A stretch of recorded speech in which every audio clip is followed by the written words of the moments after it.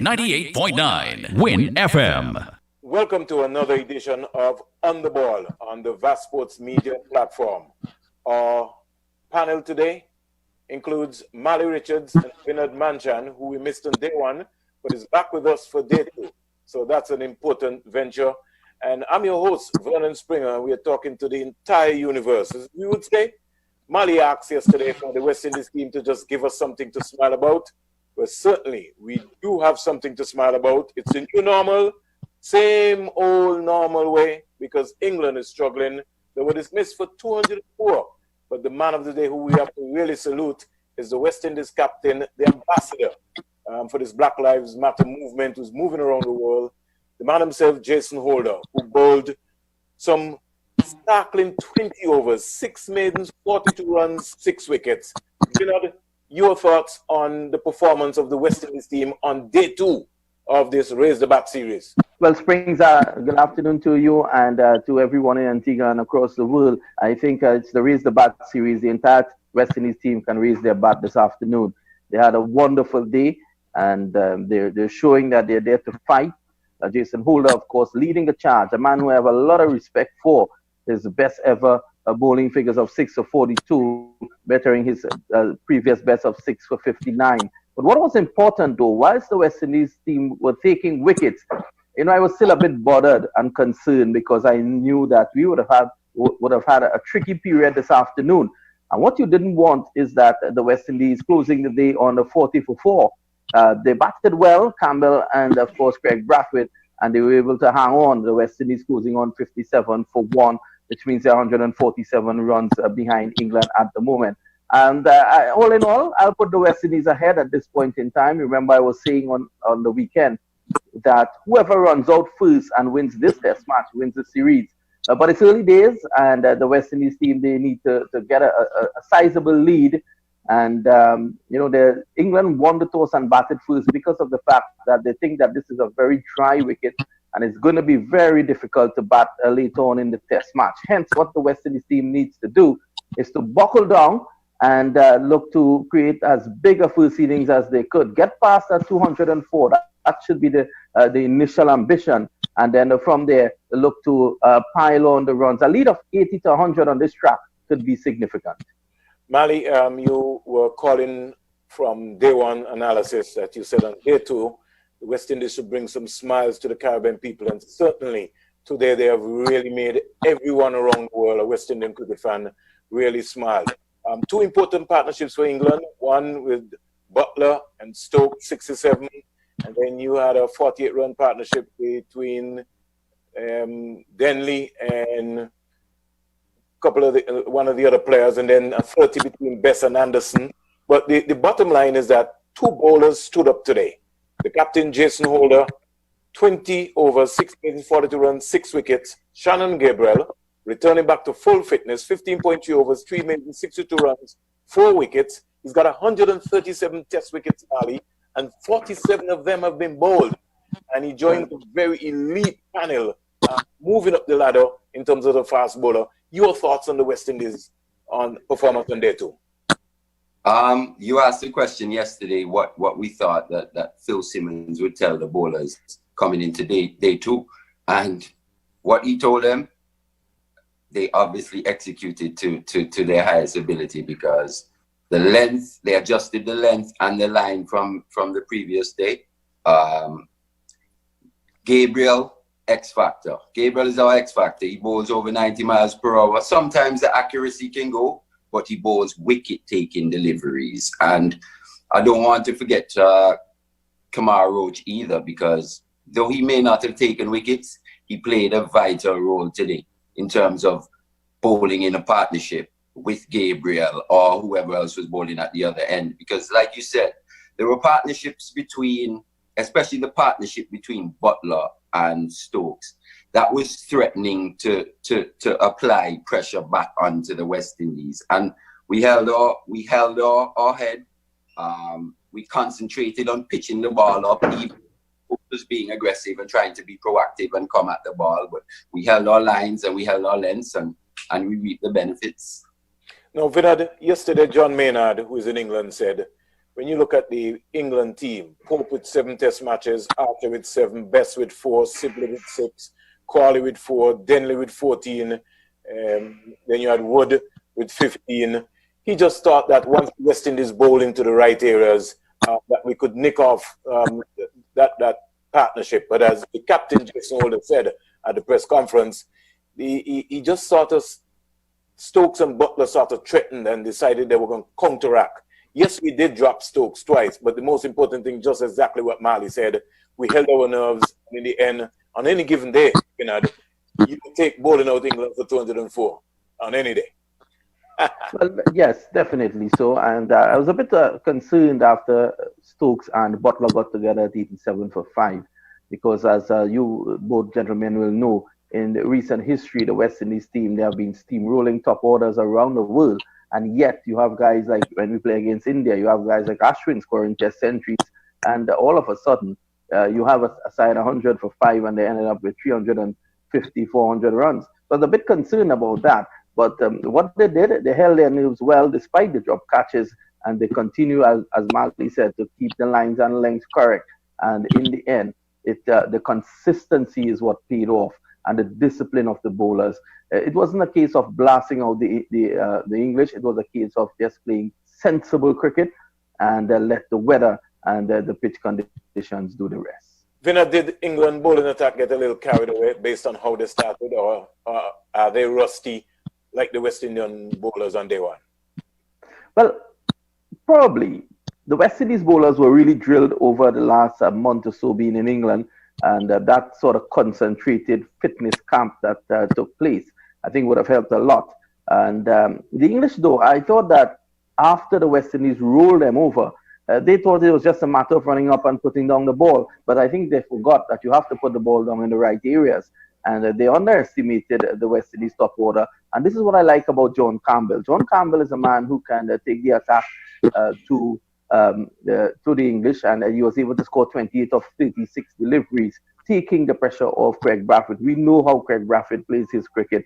He's going to occupy the crease, and I suggest that tomorrow, when play resumes, that Shai Hope be, as positive as he can be, as we look to wrest the initiative. As back in the past, we had when our all-conquering West Indies team, they used to take the fight to England, and this is why England record was pretty abysmal against us. They have been winning test matches in recent past, but which means that we've won, I think, 57 test matches against them. They've won 49. Should they go on to win this test match, it will be their 50th, which will be significant. But tomorrow morning, I think it is up to Hope to lead that fight. Now, Mali, I know that someone will say that you are a batsman because you are a former record holder in Leeward Islands cricket. But it is the record at former. Yeah, you're right.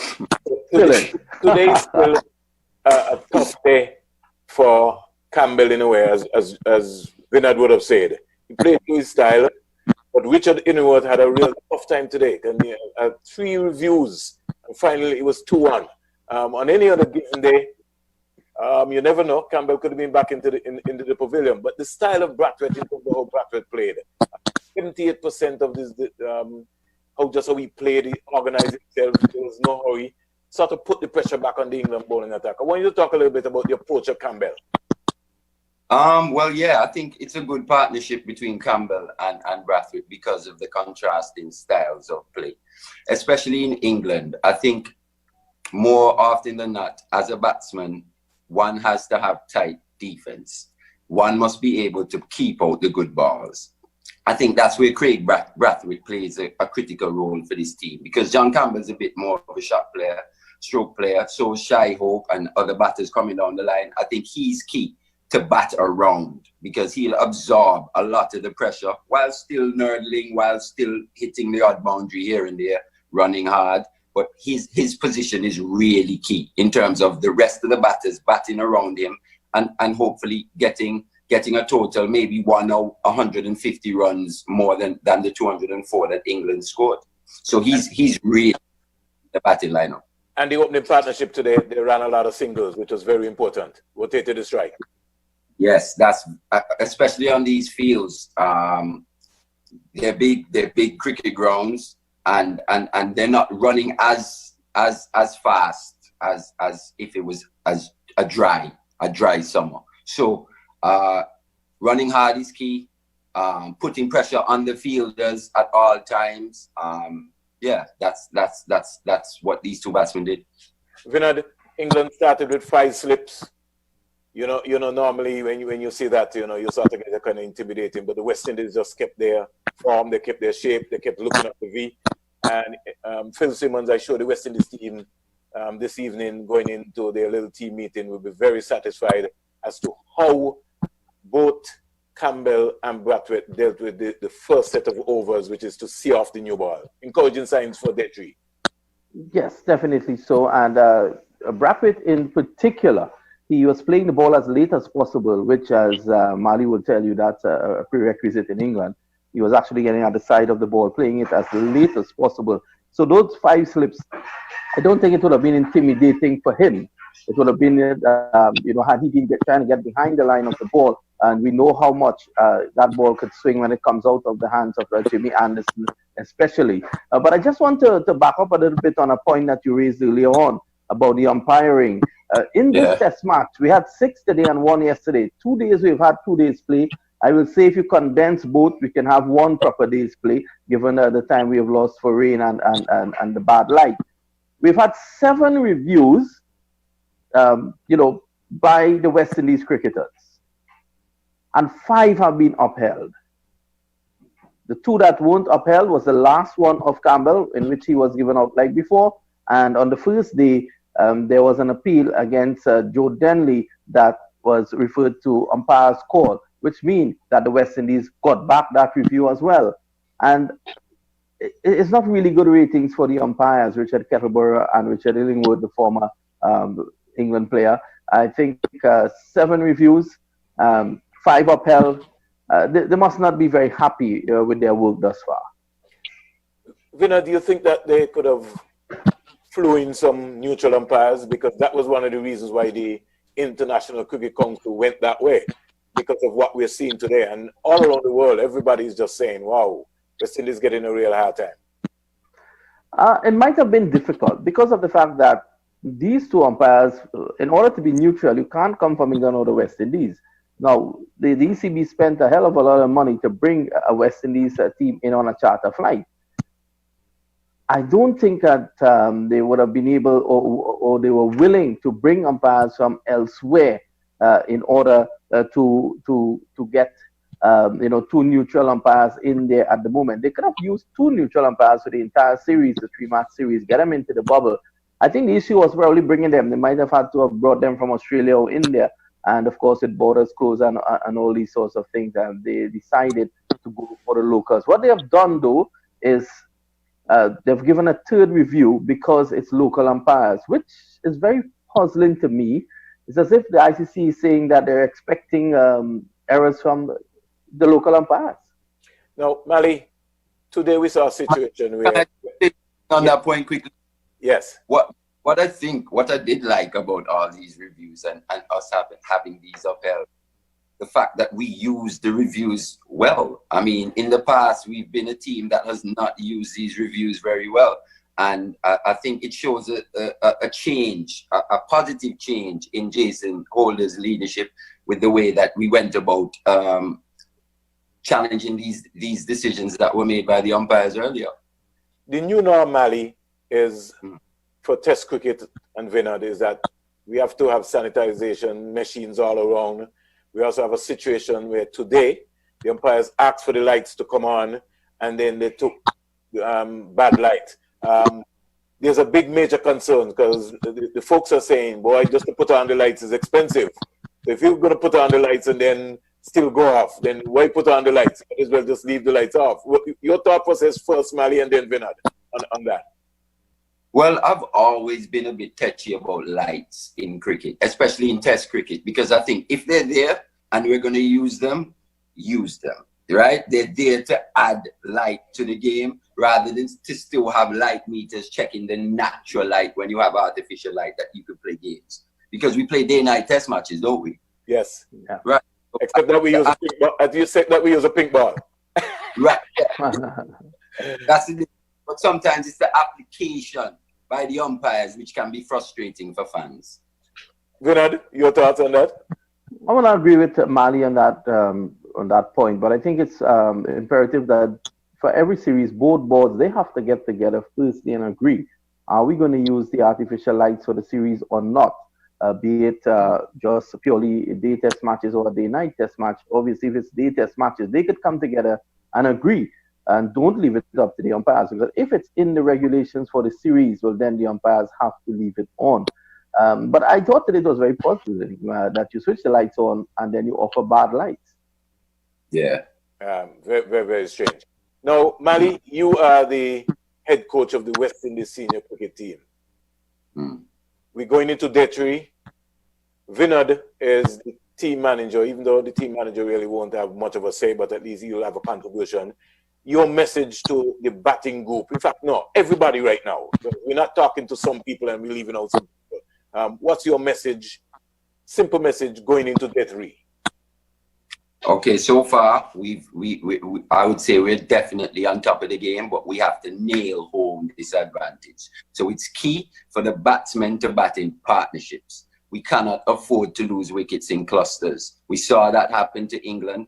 England have had a tendency to lose wickets in clusters and collapse, and it had a negative effect on them. This is exactly what the West Indies team need not do. If we lose a wicket, we need to consolidate. Even if we're not scoring very quickly, we need to still be absorbing the pressure, ready to counteract at some later point. Because you have to, in England, you have to give yourself a chance to dominate. In terms of, you have to absorb most of the pressure from the bowlers, especially when the ball is new, and especially when the wicket is seaming and, you know, there are overhead conditions that allow swing as well. So you have to absorb this pressure and give yourself the opportunity to dominate later down the line. So we bat around Craig Brathwaite. He's key in this lineup. We bat around him. And like I said before, batting partnerships. And hopefully we'll come out with a healthy lead that we can apply pressure to the England batting lineup.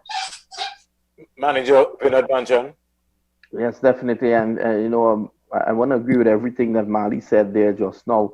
I want to add, though, that it's, cricket is really played between the ears, and it's about positivity. So we go into tomorrow morning, we go in there like bullies.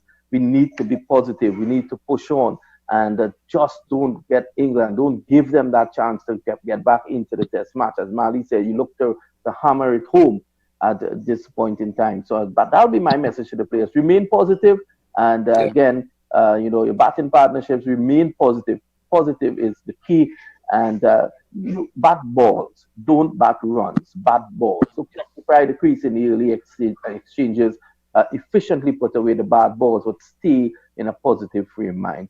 The Springs and Mali, it has been wonderful. I need to run off now, we can break the story on your network now that the CPL has decided to. The government of Trinidad and Tobago has awarded CPL the approval, so to speak. So the entire CPL tournament will be played in Trinidad and Tobago, and it's going to start on August the 18th and end on the 12th of September. There's 2 venues where all the matches will be played. It will be at the Brian Lara Cricket Academy and also at the Queen's Park Oval. Of course, they will be hosting this tournament with the strictest of respect and rules in terms of the COVID-19 pandemic. So that's good news. I'm going to run away now to the press conference. I want to wish you gentlemen all the best for the rest of the day, and I'm sure to see both of you tomorrow. Thank you very much, Vinod. And we'll end the final thoughts with Mali as we look to close out there. Good news for CPL, Mali. Trinidad and Tobago being the host for the 2020. I also understood that there were some other countries who were bidding, including St. Kitts and Nevis and Barbados, were thrown into the whole mix. Elections is coming up in Trinidad and Tobago, so that in itself is going to be also critical. So on day 3, Vinod will have more good news for us, but he has given us an insight in terms of what is going to happen. As we look to wrap up, Mali, your final thoughts is, in fact, not before your final thoughts, Mali, and I know you're deep about this, the Black Lives Matter movement. We were able to see the West Indies team, we were able to see the England team, and the picture being shared all around the world of what happened on day one when cricket resumed internationally to support the Black Lives Matter movement. I want you to spend some time on that, Mali. Well, I mean, sport has always played a massive role in politics, civil rights. You know, it's always played a massive role. And once again, sport comes to the fore, especially with these two teams. It would be remiss of me not to make the point that England is a white team predominantly and the West Indies are a black team. So just that visual alone was very powerful. Like you said, with that image of a black team and a white team together taking a knee. I think that was that was a very progressive visual in this time. And it's not only just a visual, but no, it's time for action. Vern, it's time for action. I think we've spoken long enough. It seems like the right ears are listening or starting to listen. So it's time for action because, like you say, Black Lives Matter isn't a black supremacy movement. All it's asking for is equality. Did you get to listen to Michael Hogan's speech? I did. I saw his speech and I saw the little piece with him and Ebony Rainford Brent as well before. It was inspiring stuff, very inspiring stuff, and especially for people like us who have traveled all over the world and or whatever.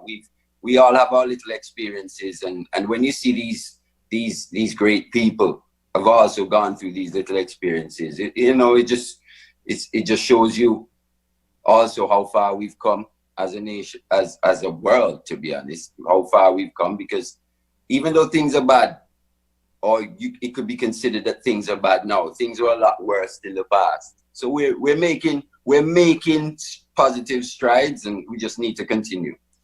You know, education is so key, Mali. As Holden was talking on day one, and then all of a sudden you had this release coming out of South Africa with two former players criticizing a young man in South Africa for the movement to change. It was almost just so shocking because here were the former cricketers in South Africa talking about the farmers being killed in South Africa. I don't think anybody is against any violence. All people are just saying is that equality. And they're saying is that we have to be able to come together and stamp out the racism. If maybe all of us come together in sports, we could stop the rest of the violence, which is basically around, the domestic violence. We could right change there. that. That's the point right there. It's the acknowledgement, right? You can't acknowledge one side and not acknowledge the other. And that's what we've been struggling as a people with for so long.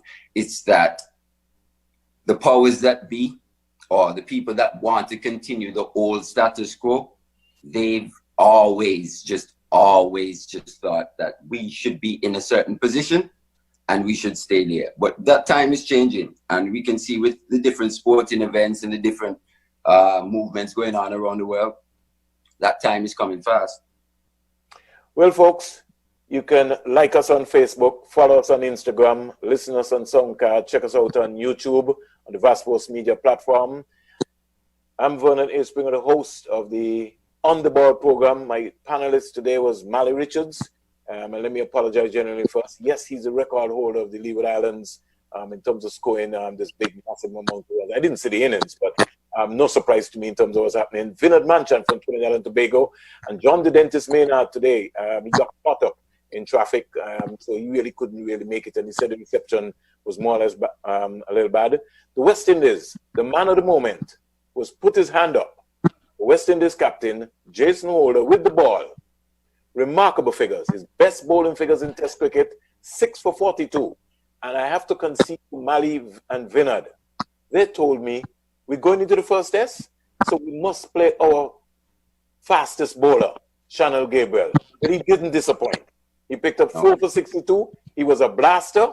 And we're hoping now that in the second innings, the West Indies bowling unit of Alzari Joseph, Kemar Roach, Shannon Gabriel, and Captain Jason Holder will do the honors by making sure that they get the next 10 wickets. But before that happens, they have to make sure that they tick off 204. And if they can do that, hey, they can bring some more smiles to Mali and all of the West Indian fans all around the world on day 3.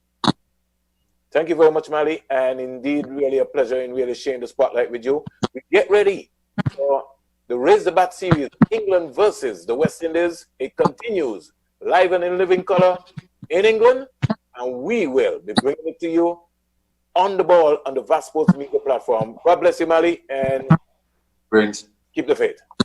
WINN is 98.9. 98.9 is Win FM. If you own or work with animals, please follow these tips to avoid getting the coronavirus. Please keep pets